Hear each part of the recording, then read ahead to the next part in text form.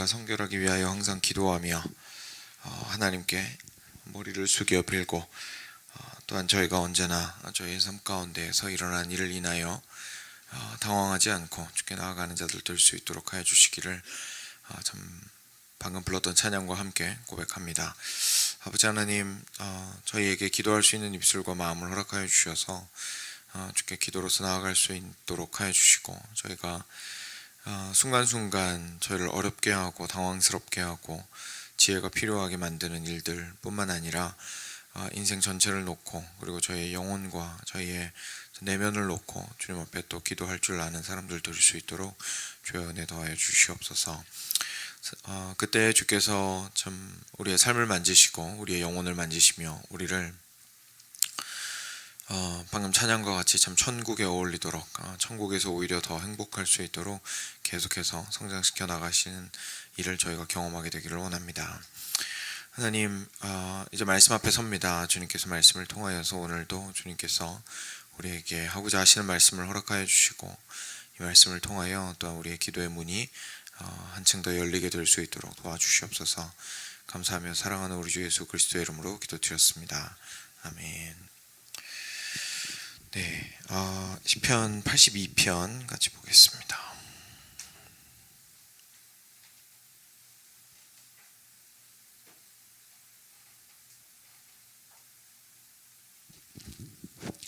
(1절부터) 8절 82편 전체입니다. 같이 교독하겠습니다. 제가 먼저 한 절 읽겠습니다.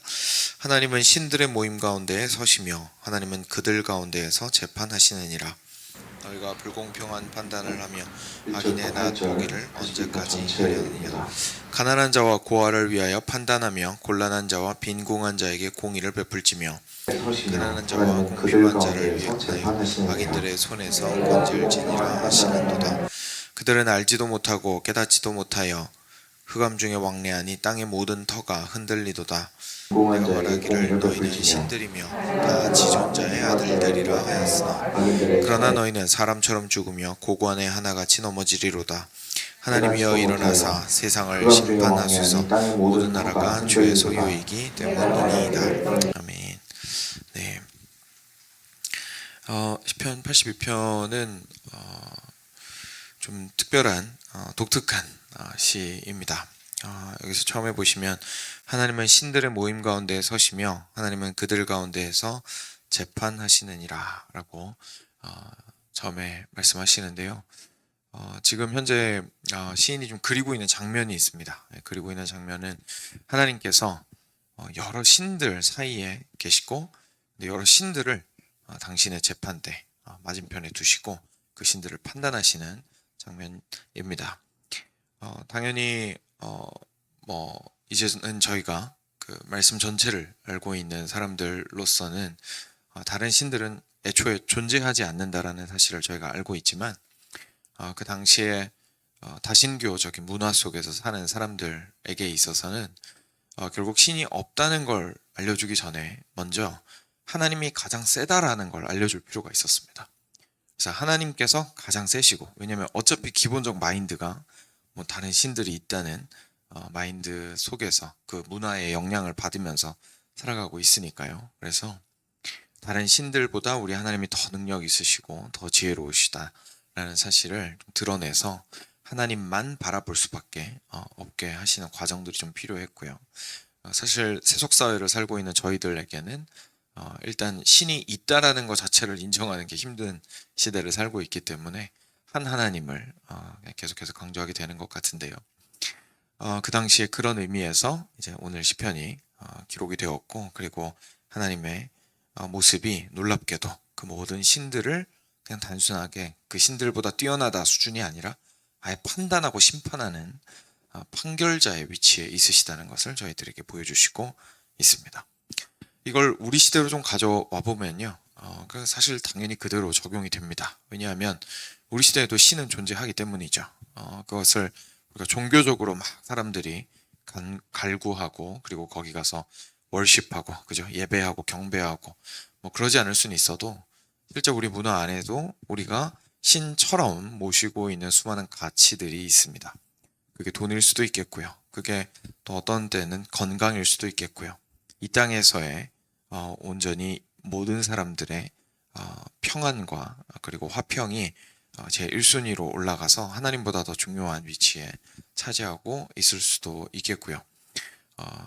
수많은 것들이 이 땅 가운데서도 역시나 이전에는 신으로서 이렇게 뭐랄까요, 경배할 수 있는 모습이 명확하게 있었다면 지금은 그런 모습은 없어도 이 땅 가운데 분명히 우리에게 영향을 두고 있는 하나님의 자리를 차지하고자 하는 가치관들은 가득하다는 것을 저희가 어렵지 않게 판단할 수가 있습니다. 그렇지만 하나님께서는 그들 가운데서 재판하고 계시는 거죠. 이제 내용이 좀 궁금합니다. 하나님께서 뭐라고 재판하시는지. 2절부터 보시면 너희가 불공평한 판단을 하며 악인의 낫 보기를 언제까지 하려느냐. 가난한 자와 고아를 위하여 판단하며 곤란한 자와 빈궁한 자에게 공의를 베풀지며 가난한 자와 궁핍한 자를 구원하여 악인들의 손에서 건질지니라 라고 말씀하십니다. 이런 부분이 좀 놀라운 부분입니다. 왜냐하면 고대 사회든 그리고 지금 우리가 살고 있는 사회든 역사도 그렇고 실제 현실도 그렇고요. 대부분의 경우에 역사와 그리고 현실은 강자 위주로 돌아갑니다. 그래서 더 많은 것을 가진 사람이 더 많은 권력을 가지게 되고 더 많은 권력을 가지게 된 사람은 결국 자신의 부를 계속해서 안전하게 보호할 뿐만 아니라 더 많이 축적할 수 있는 방향으로 자기 권력을 사용해 나갑니다. 이건 뭐 저희가 어떤 관점으로 바라보는지에 상관없이 사실 사람이라면 대부분의 경우에 이런 방식으로 나라와 그리고 자기 주변의 것들을 운영해 오고 그리고 계속해서 그런 길로 가왔다라는 사실을 저희가 알 수가 있습니다. 근데 하나님께서는 그런 모습들을 바로 정면에서 책망하고 계신 겁니다. 너희들이 아무리 신들이라 할지라도 너희들 결국 하는 것이 너희들한테 와가지고 잘해주고, 잘해주려면 재물도 바쳐야 되는데 어느 정도 권력도 있고 재산도 있고 너희들한테 그렇게 공양 바칠 수 있는 수준이 되는 사람, 그 사람들한테만 잘해주는 거 아니냐. 결국은 너희들의 눈이 휘어서 그 사람들이 원하는 대로 세상에 흘러가게 만들어주고 그 사람들이 공의롭다고 생각하고 신이시여 이거 해주세요라고 하면 그래 네가 그래도 쌀 한 가만이라도 더 바쳤으니까 네 말 들어줄게 라고 했던 거 아니냐라고 하나님께서 책망하고 계신 모습을 보여주고 있습니다. 그러는 과정 속에서 가난한 자도 소외되고 고아도 소외되고 궁핍한 자도 소외되고 빈궁한 자도 그리고 곤란한 자도 소외되는 것을 이야기하시고 있습니다. 결국 뒤집어 말하면 하나님은 이런 분이 아니시다라는 것을 보여주는 거죠. 이 세상의 신들은 가난한 것에 관심이 없고 자기 자신이 낮아지는 것에도 관심이 없지만 우리 하나님은 그렇지 않으시고 그 당신의 눈은 가난한 자와 궁핍한 자와 곤란한 자와 어려운 자들을 향해서 그 눈을 향하여 드시고 그리고 그들을 돕기를 기뻐하신다라는 것을 보여주고요. 그리고 오늘 저희가 조금 꼭 기억했으면 좋겠는 것은 그렇게 가난한 자와 궁핍한 자와 어려운 상황 가운데 있는 자를 도우시는 것을 하나님이 의롭다라고 말씀하신다라는 점입니다. 하나님께서 말씀하시는 그 의로움은 절대로 양적 평등이 아닙니다. 모든 것들을 동일하게 나누어 주는 것이 하나님께서 말씀하시는 것이 아닙니다. 하나님의 자원은 하나님의 뜻 가운데 다양한 사람에게 다양한 방식으로 배분이 되었습니다.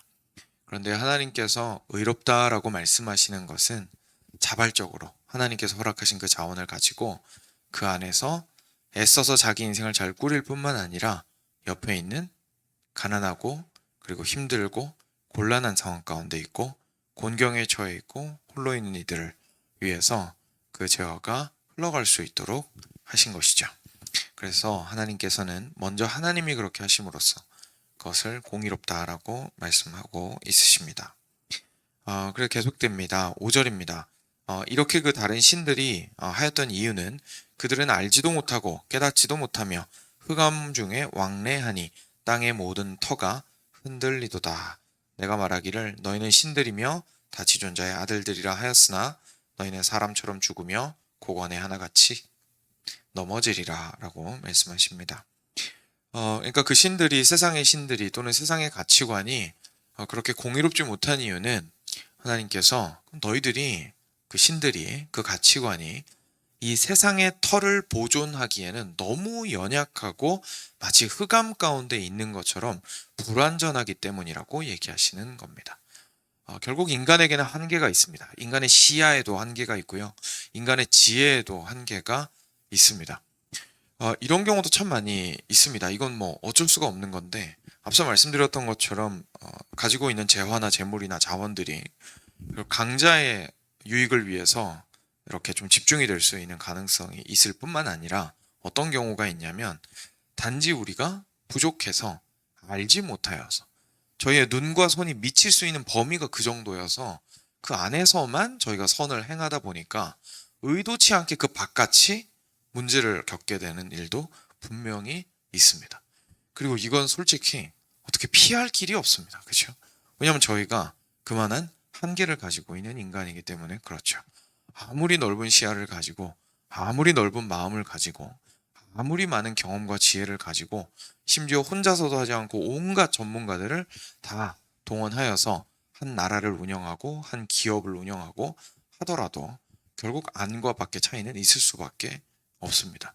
다시 말해서 이 공의라는 것이 어쩔 수 없이 모두에게 평등할 수는 없다라는 사실을 우리가 깨닫게 됩니다. 결국 세상의 그 신들이 그것을 할 수 없는 이유는 그들이 흑암 중에 있고 그것을 할 수 없는 부족한 능력과 지혜를 가진 존재들에 불과하기 때문이라고 하나님이 말씀하시고 있는 것이죠. 그래서 결국은 누구에게 요청하게 됩니까? 마지막 구절입니다. 하나님이여 일어나사 세상을 심판하소서, 모든 나라가 주의 소유이기 때문입니다. 결국 이 땅 가운데에서 참된 공의를 온전히 드러내실 수 있는 분은 전체적으로 보아도 아름답고 개인의 삶도 소홀히 여기지 않을 수 있는 유일한 방법은 오직 하나님께 모든 것들을 맡겨드리는 것밖에는 없다라고 고백하고 있습니다. 물론 우리가 알다시피 이 땅 가운데서 완벽한 삶을 살 수 있다는 얘기는 아닙니다.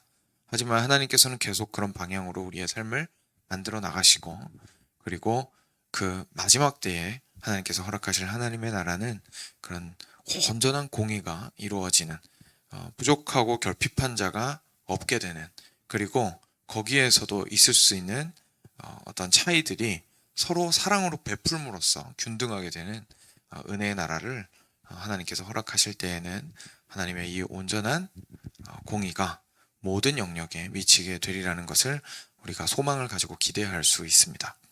그리고 그러한 세상이 오는 것을 기대하는 마음으로 오늘을 우리가 그 나라 백성으로서 살아갈 수 있게 되는 것이죠. 저희가 함께 좀 저희의 삶을 잠깐 돌아보면서 적용을 해보았으면 좋겠습니다. 오늘 말씀 통해서 저희가 저희의 삶을 좀 돌이켜 보았을 때에 우리가 무엇의 영향을 받으면서 이 땅 가운데서 살아가고 있는가를 한번 생각해 보았으면 좋겠습니다. 사랑하는 여러분, 이 땅 가운데에서 분명히 많은 일을 할 수 있고 큰 일을 할 수 있게 도와주는 능력과 지혜는 존재합니다. 그렇죠? 그게 뭐 대부분의 경우엔 돈인 것 같고요. 그 돈이 많을수록 사람도 부릴 수 있고 하다 보니까 그런 얘기 하죠. 돈이 있는 사람에게도 하루는 똑같다라고 누가 얘기했더니 돈이 있는 사람이 하루 안 똑같은데? 왜냐하면 다른 사람의 24시간을 돈 주고 살 수가 있죠. 네. 그렇기 때문에 실제로 돈이 있으면 굉장히 많은 일들을 할 수 있는 것이 사실입니다. 그래서 이 땅 가운데에서 돈이나 아니면 권력이나 다른 것들이 실제로 우리의 마음과 생각을 지배할 수도 있고요. 그리고 그것들이 가지고 있는 힘과 능력도 분명히 존재합니다. 그걸 뭐 선하게 사용하든 악하게 사용하든 가진 자의 자유겠죠.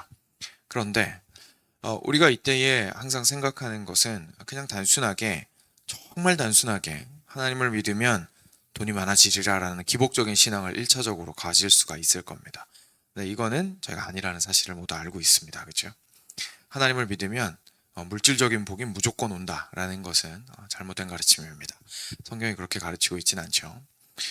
그러면 이제 그 단계는 넘어가서 이제 이 물질에 하나님께서 주시든지 주시지 않든지 그 가운데서 만족함으로 살아갈 수는 있을 겁니다.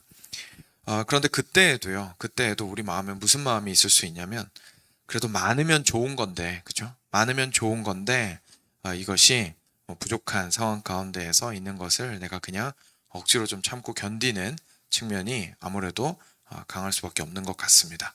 실제 이 땅 가운데서 필요한 부분이 많이 있기 때문이겠죠. 그런데 오늘 말씀을 통해서 저희가 좀 이렇게 생각지도 못한 옆머리를 한 대 띵 하고 맞는 겁니다. 하나님께서 말씀하시는 것은 이 땅에서 주어진 모든 것들이 가능해 보이는 그 능력 또는 돈, 그냥 돈 얘기하고 있으니까 돈이라고 얘기하면요. 돈이나 또는 다른 권력이나 이런 것들이 결국은 모든 이들의 공의를 이룰 수는 없는 부족한 것이다 라는 것을 우리한테 말씀해 주시고 있는 것입니다. 그래서 이 땅 가운데에서 그런 사람들 많이 있습니다. 그렇죠? 돈이면 다 돼 라고 말하는 사람들이 있지만 말 그대로 하나님께서는 오늘 그렇지 않다라고 말씀하시는 거죠. 도대체 너희가 그것을 가지고 무엇을 해느냐라고 책망하고 계시는 겁니다. 그걸 가지고 결국은 강한 자의 배를 불리고 더 많은 자의 배를 불리고 결국은 너 자신의 쾌락과 안락을 위해서 사용하고 끝나지 않았느냐. 너가 아무리 선하게 사용하고자 하였다 할지라도 소외된 자들은 있을 수밖에 없지 않느냐. 돈을 가지고 능력을 가지고 이 땅에 속한 것으로 절대로 모두를 행복하게 할 수는 없다. 거기에서부터 온전히 나의 다스림이 들어가야만이 하나님께서 모두를 균등하게 평온케 하신다라는 사실을 우리한테 보여주시고 있습니다. 그래서 사랑하는 여러분, 저희가 이 땅 가운데의 가치관과 이 땅의 신을 자신 있게 거부해야 하는 이유는 실제로 그것이 우리 모두를 온전히 행복하게 해줄 수 없는 것이기 때문이라는 사실을 저희가 먼저 스스로를 좀 설득할 필요가 있습니다. 그리고 또 한 가지 저희가 묵상해 볼 수 있는 것은요. 저희가 하나님을 섬기는 자라면 만족하며 두려워하지 않을 수 있다는 사실을 좀 기억할 필요가 있습니다. 왜냐하면 우리 하나님은 어떤 분이십니까? 세상의 신보다 크신 분이시다라는 사실이 오늘 명확하게 드러났기 때문입니다. 단순히 크실 뿐만 아니라 판단하시는 분이시고 최종 판결자가 되신다라는 사실을 우리한테 이야기하십니다. 우리는 이 사실을 사실 굉장히 작은 데서 많이 느낍니다. 옆에 사람이 내 인생을 평가하는 말에 내 마음이 굉장히 많이 흔들릴 때가 있죠. 그건 결국 뭐냐면 상대방을 나의 심판자로 여기고 있는 겁니다. 상대방의 판결이 나한테 그만큼 의미 있게 다가오는 거죠. 그래서 옆에서 누군가가 나의 현재 삶을 가지고 없다느니 적다느니 부족하다느니 결핍되었다느니 라고 얘기를 하면 그 말들이 맞는 말임에도 불구하고 너무 흔들리는 겁니다. 그렇죠? 그러니까 맞는 말을 그냥 맞는 말로 받아들이는 건 괜찮습니다. 그런데 맞는 말을 그 사람의 의도가 비꼬는 것이라든지 아니면 나를 하대하고자 하는 마음들이 있을 때에 결국 내가 거기에 마구 흔들리게 되는 것들을 경험하게 됩니다. 근데 그 마구 흔들리는 것이요, 결국 상대방에게 나의 인생을 판단할 권한을 나도 모르게 넘겨준 셈입니다. 상대방은 나의 인생을 판단할 수 있는 권한이 없습니다. 그러니까 보고 객관적으로 말은 할 수는 있겠지만 그것이 실제 나의 삶의 가치를 판단하지 않고 하나님 앞에서 어떤 삶인지에 대해서 설명해 주지 않습니다. 내 마음이 흔들리는 것은 저 사람 때문이야 라고 생각할 수 있지만 사실 그게 아니라 내 마음이 흔들리는 것은 저 사람에게 판결권을 넘겨주었기 때문임을 저희가 기억할 필요가 있습니다. 우리의 궁극적인 내 인생을 판단하실 수 있는 유일한 분은 하나님밖에 없습니다. 그렇기 때문에 그 외부에서 나를 판단하는 다른 신들의 이야기나 다른 사람들의 이야기에 흔들릴 필요가 없이 두려움 없이 지금 현재 내 상황을 하나님 앞에서 인정하고 바라보고 하나님이 나를 어떻게 이끌어 가실 것인가. 지금 이 시작점이 낮은 것 같아서 주변과 비교했을 때 좀 괴로운 것 같아서 너무 힘들 수는 있겠지만 여기에서 시작하여 하나님이 또 어떤 은혜를 부어주실 것인가, 여기서부터 출발하여 어떤 길로 나를 인도하실 것인가에 대한 소망을 우리가 함께 가지고 이 인생의 길들을 걸어나가기를 간절히 원합니다.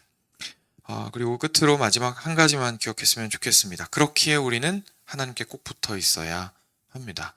하나님이 공의로운 분이시기 때문에 그렇습니다.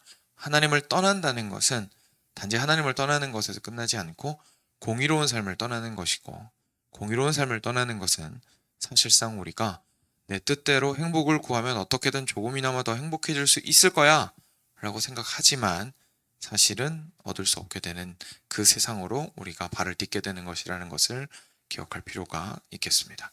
그래서 우리 모두가 우리를 누구보다도 사랑하시고 긍휼의 눈으로 바라보고 계시는 공의로운 판결자 하나님에게 우리의 삶을 붙들어 매기를 간절히 축원드립니다. 함께 기도로 주님께 나아가겠습니다. 들으신 말씀